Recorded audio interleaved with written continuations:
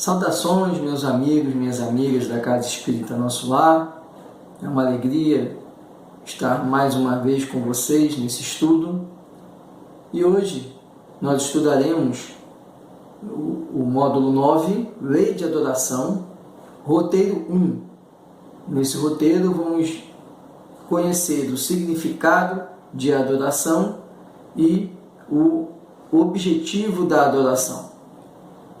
Para iniciar os nossos trabalhos, vamos fazer uma leitura da obra Caminho, Verdade e Vida, psicografia de Chico Xavier, pelo Espírito Emmanuel, Bases.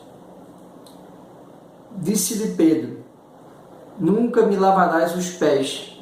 Respondeu-lhe Jesus: se eu não te lavar, não tens parte comigo. Evangelho de João, capítulo 13, versículo 8. Explica Emmanuel sobre essa passagem.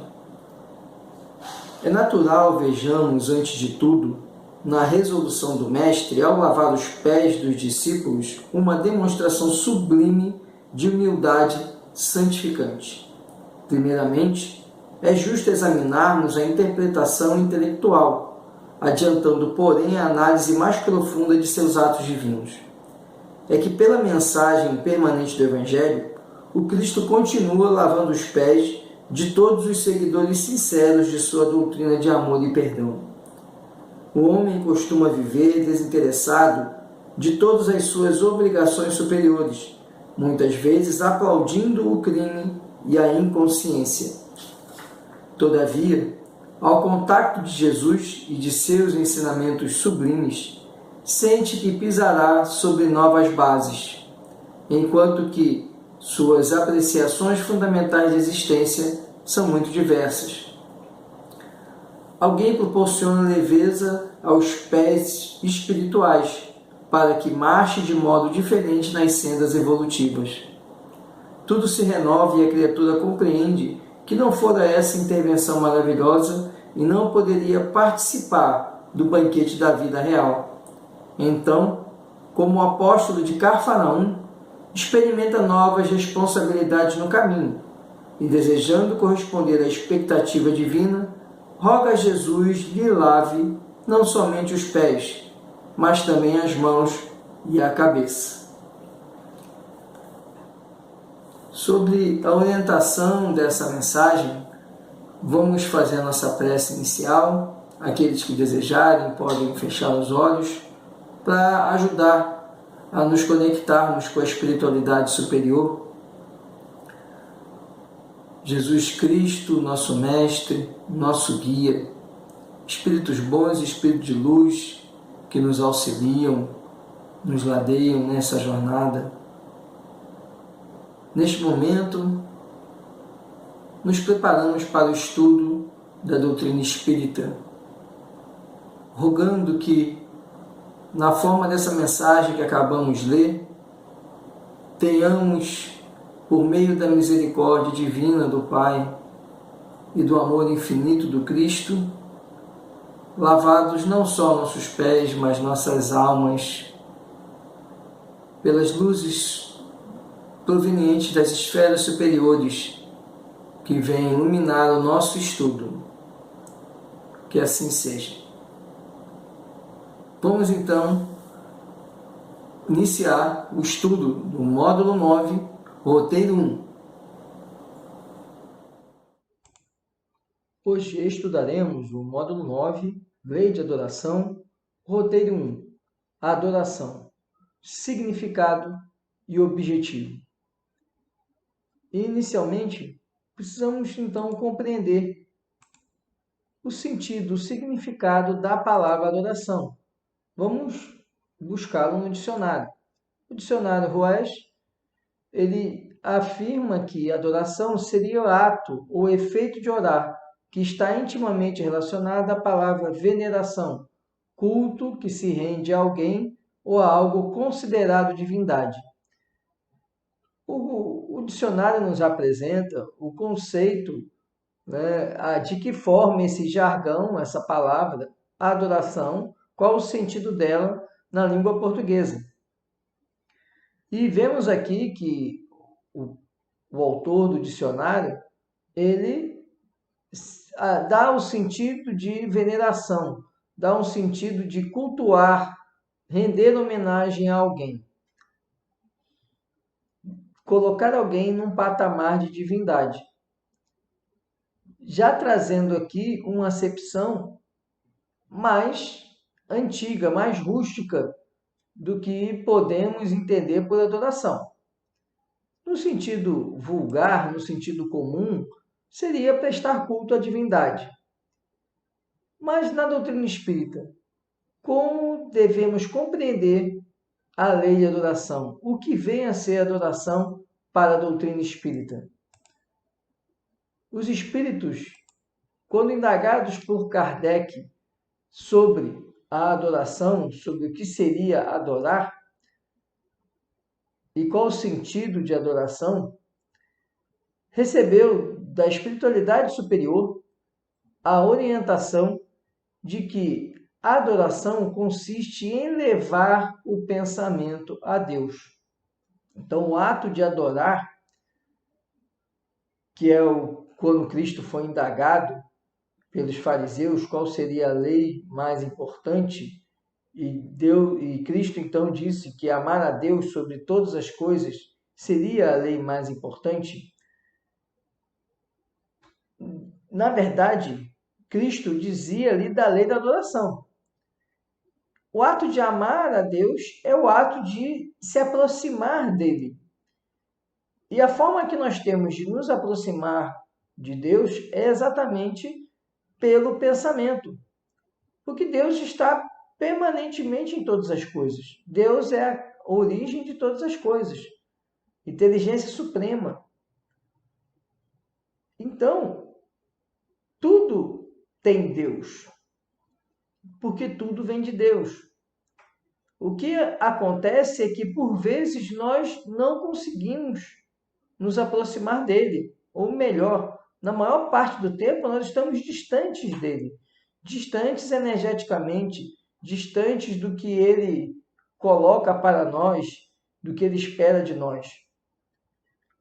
A adoração, portanto, como a espiritualidade explica para Kardec, é o esforço que fazemos para elevar nosso pensamento de maneira que ele entre no padrão vibratório divino, no padrão vibratório das esferas superiores e assim alcance a sintonia com o Pai. Da mesma forma que Cristo falava, eu estou no Pai, como o Pai está em mim. Por que ele falava isso? Porque Cristo, governador espiritual da Terra, espírito puro, de maior envergadura que já esteve neste orbe, ele tinha um padrão vibratório tão elevado que ele estava em sintonia permanente com Deus. Ele elevava o pensamento dele de uma maneira que sempre estava vibrando uníssono com Deus. Portanto, aprendendo o que a espiritualidade ensinou para Kardec, compreendemos que a adoração é esse esforço que precisamos fazer para manter nosso pensamento de maneira que ele se eleve até Deus, de maneira que ele entre em sintonia com Deus. E a adoração é uma lei natural. Por que é uma lei natural? Porque é natural que o Criador seja adorado, seja respeitado pela criatura. Tudo aquilo que é originado da criação deve à criação sua existência. Então é natural essa adoração, esse reconhecimento, essa gratidão, essa necessidade de estar em sintonia com quem lhe criou.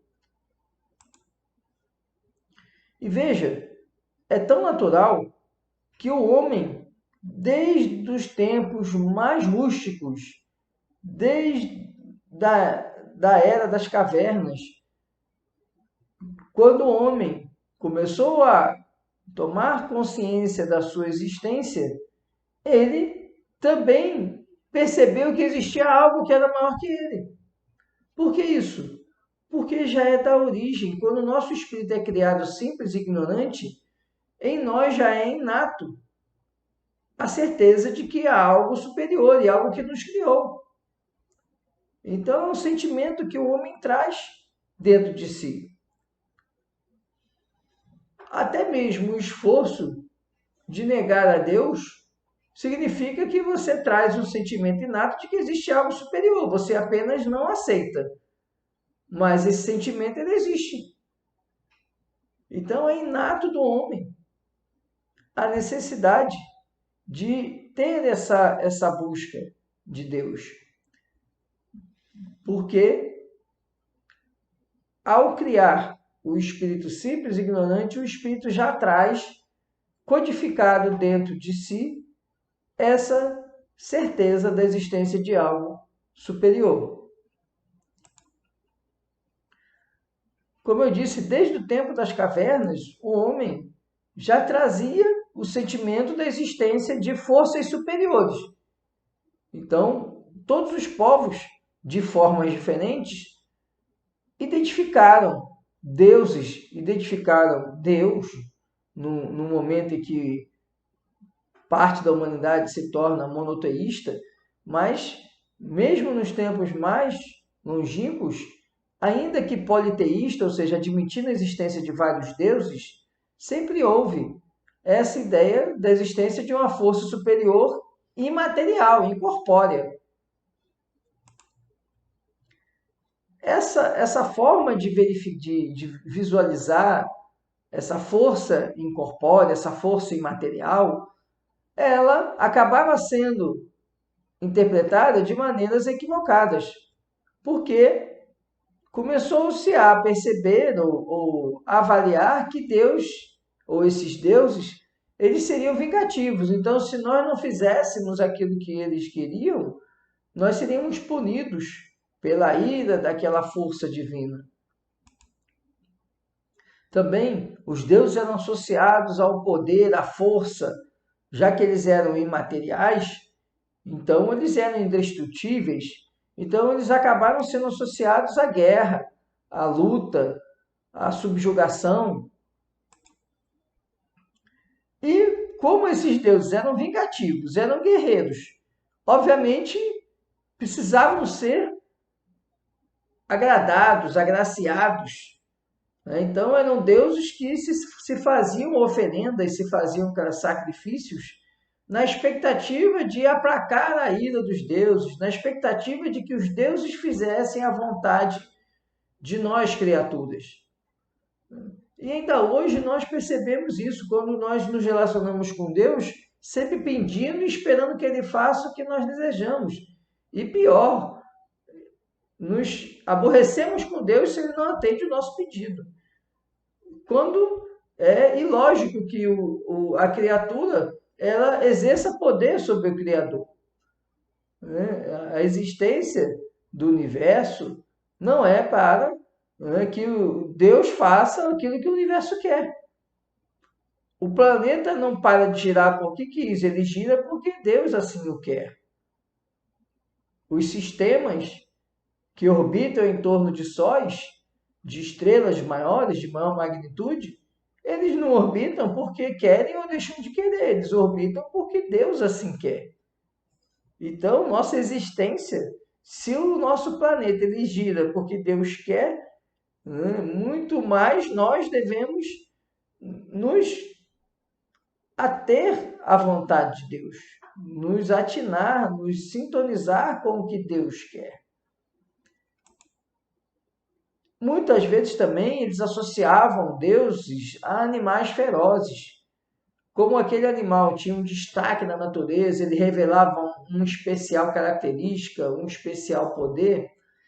Então, nós, ainda primitivos, associávamos deuses a esses animais, em razão de características que esses animais tinham, que o homem não tem, e que revelam um especial potencial, uma especial força, uma especial característica.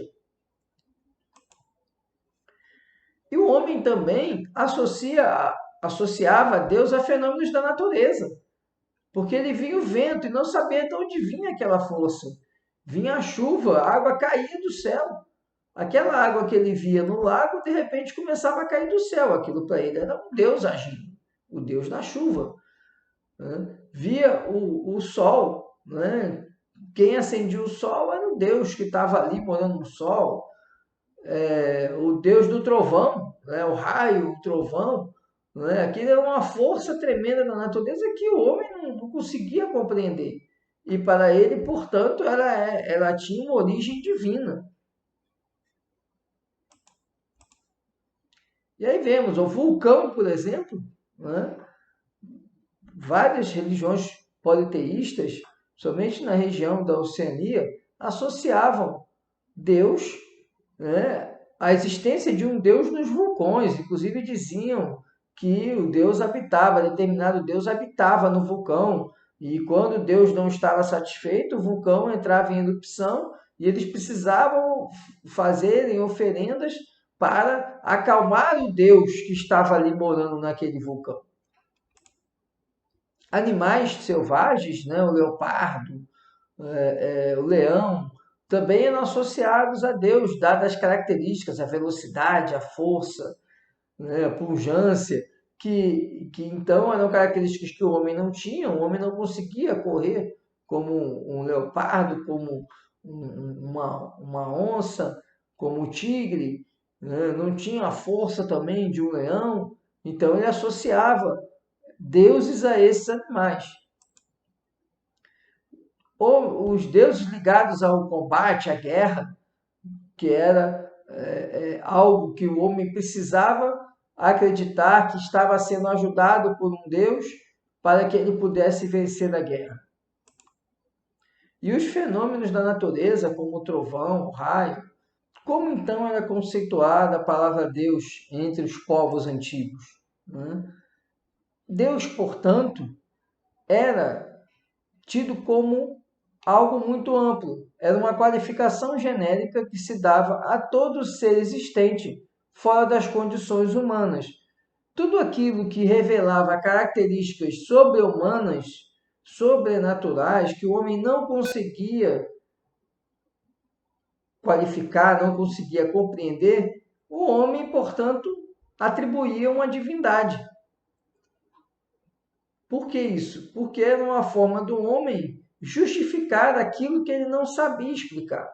Então, por isso, ele se valia de atribuir poderes sobrenaturais a essas situações, a esses fenômenos que ele não conseguia compreender.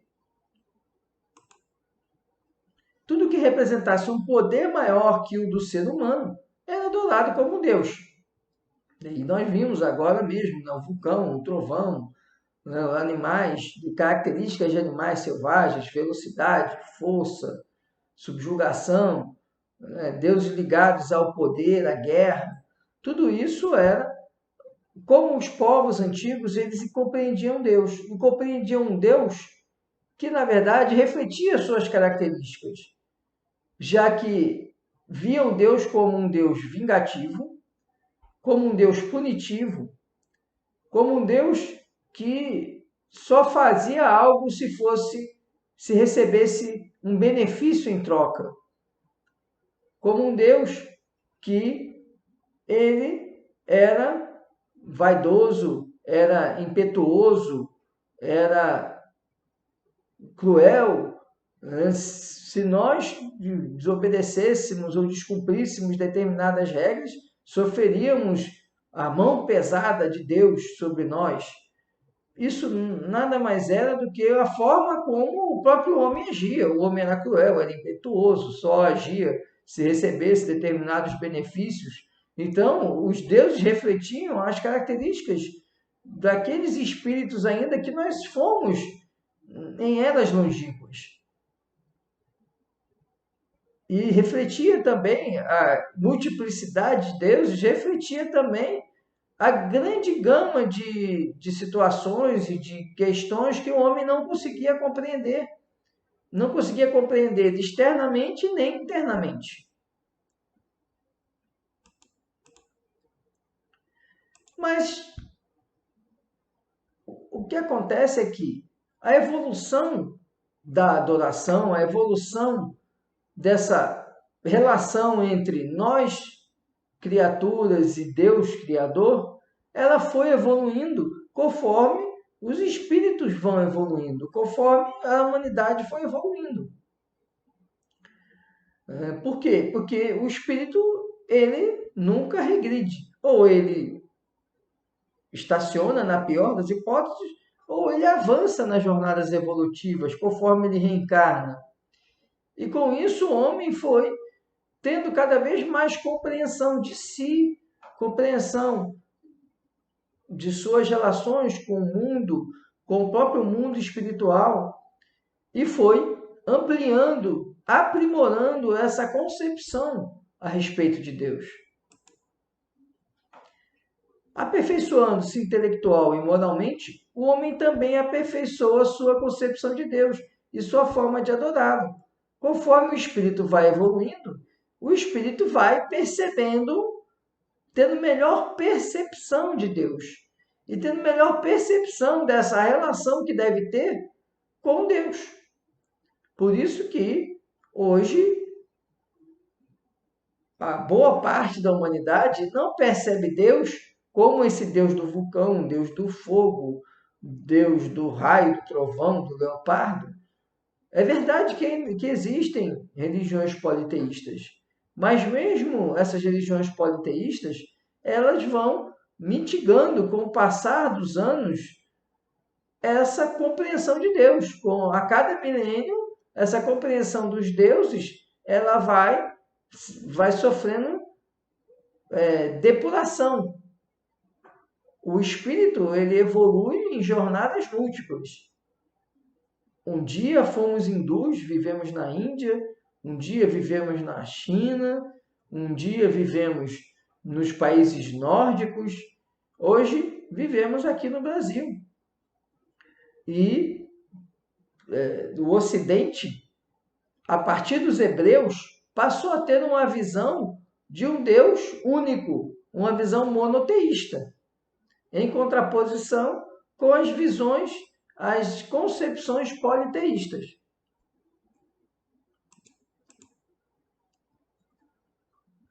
E o que vem a ser a adoração? Compreendemos o sentido da adoração e como ela foi evoluindo na humanidade.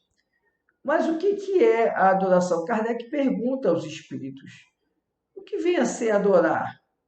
Então, adorar é se aproximar de Deus, é entrar em sintonia com Deus. E a verdadeira adoração não é aquela feita através de oferendas, através de sacrifícios, através de comportamentos em que parece que nós estamos negociando com Deus, como se fosse um mercado. A adoração, na verdade, é algo intrínseco, algo que vem de nossa essência, algo que vem de coração, de nossa essência. Em todas as vossas ações, lembrai-vos sempre de que o Senhor tem sobre vós o seu olhar. A espiritualidade fala isso para Kardec. Ou seja, Deus está em tudo, está em todas as coisas. Por isso que Cristo falava a respeito do ato de orar, que mais valia a prece sincera do publicano do que aquela prece orgulhosa do fariseu. Por quê? Porque é um ato de amor, é um ato de que você se coloca numa sintonia, buscando uma sintonia, porque Deus não precisa fazer esforço para estar em nós, a gente que precisa ainda se esforçar para estar nele, dada a nossa condição inferior. Então, para nós, a gente tem que fazer um exercício, tentar parar o turbilhão da nossa mente com todos os problemas, angústias, preocupações, sofrimentos, parar todo esse turbilhão para tentar nos conectar com Deus através da prece. Mas nós poderíamos exercitar essa adoração em todos os segundos de nossa existência. Basta Lembrar sempre que Ele tem um olhar sobre nós e que, portanto, nossas ações precisam ser em sintonia com Ele. Se Deus é só amor, só bem, só justiça, só caridade, então nós precisamos agir dessa mesma forma. Só amor, só buscando o bem, só justiça, só caridade. E aí sim estaremos adorando a Deus.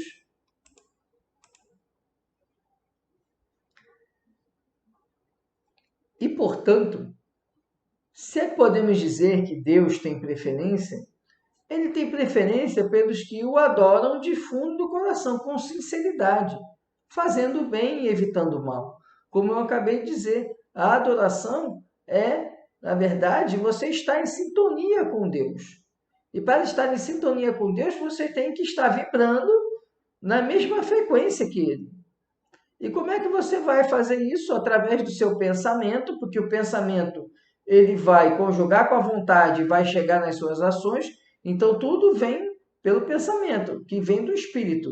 Então, se o espírito está em harmonia, se o espírito está efetivamente buscando essa sintonia com Deus, para isso ele tem que estar emanando bons pensamentos, para isso ele tem que estar agindo, buscando o bem, praticando o bem, que aí, sim, Deus vai estar sendo adorado. Ele vai perceber que nós estamos adorando Ele porque nós estamos entrando em sintonia com Ele.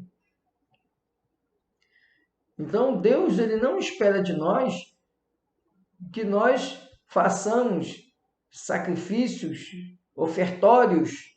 Isso revela um pouco nosso esforço por estar nos aproximando dele. Mas isso não é a essência. A essência está no pensamento, no sentimento, e na busca desse pensamento, impulsionando esse sentimento em direção de Deus.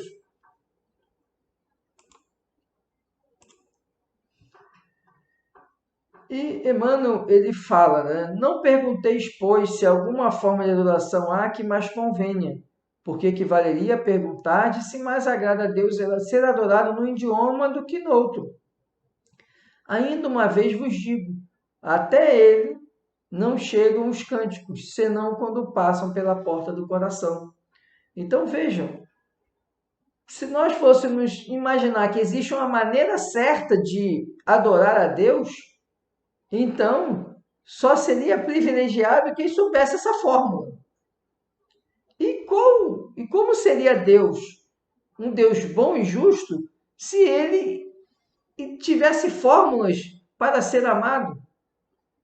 Qual pai que ama o filho, ou a mãe que ama o filho, a filha, e exige fórmulas para que o filho externe esse amor? Você não diz para o seu filho, me ame fazendo isso, me ame fazendo esse sacrifício. Não. Você espera que seu filho, ele lhe ame para retribuir o amor que você tem dele. Você o ama e o ama gratuitamente. Mas fica feliz quando ele lhe ama também, em reciprocidade. Entra em sintonia pai e filho. E Deus é do mesmo jeito. Se nós, na nossa imperfeição, como pais e mães, nós amamos assim nossos filhos, imagine Deus, que é a perfeição. Então Deus, ele não criaria fórmulas ou cerimoniais para ser adorado. Porque para ele, a adoração é estar nele, é estar em sintonia com ele. E para estar em sintonia não existe uma fórmula. Existe só o esforço próprio. O esforço próprio de cada criatura, lógico. Deus não precisa se esforçar, né? Porque ele já ama toda criatura. Todo criador, ele é feliz com sua criação, ele quer que sua criação dê bons frutos. Então, Deus, ele nos ama ilimitadamente, infinitamente, e espera que nós façamos essa ponte, essa sintonia, essa ligação com ele. E por isso que termina a frase aqui dizendo: até ele não chegam cânticos senão quando passam pela porta do coração. É preciso, portanto, que tudo que nós dialoguemos, ofereçamos a Deus, venha de nossa essência, venha daquilo que nós temos de mais intrínseco, venha do nosso amor, do nosso esforço pelo bem, do nosso esforço pelo próximo, porque amando o próximo estamos amando a Deus. Por isso que Cristo falou, amar a Deus sobre todas as coisas. Esse é o maior mandamento e o único mandamento. Mas além desse mandamento, podemos ainda observar outro, que na verdade é apenas desdobramento do primeiro, é consequência do primeiro. Amar ao próximo como a si mesmo. O que Cristo está falando isso? Ame Deus e tudo aquilo que Deus criou. Se você amar a Deus e tudo que Deus criou, você está cumprindo todas as leis e todos os mandamentos, que é a lei de amor.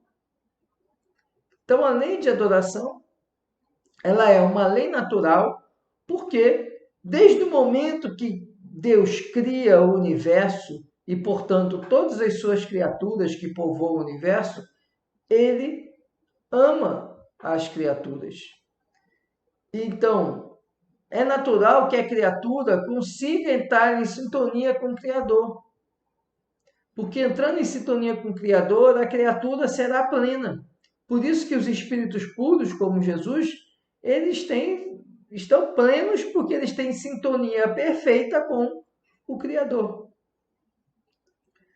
Esse, então, era o que tínhamos para o nosso estudo de hoje. Vamos encerrar o nosso estudo com a nossa prece. Bom, após o estudo desse conteúdo, dessa aula de hoje, vamos fazer o nosso encerramento com a nossa prece final, agradecendo a Deus por essa oportunidade bendita que nos foi dada.